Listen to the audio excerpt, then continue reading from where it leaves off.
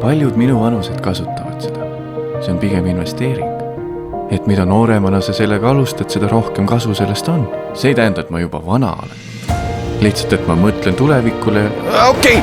Mis asja? Kulmud juba täis kasvanud ja hakkavad iseseisvalt elu elama. Mis sa selle kortsude vastase kreemiga üldse jändad ammu juba lootusetu kõik ju? Ela selles vales edasi ja nühi, jah.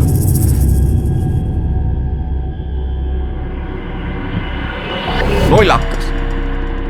Kulmudele juba trimmerit vaja varsti. Kõrvad ka täielikud põõsad. Korts.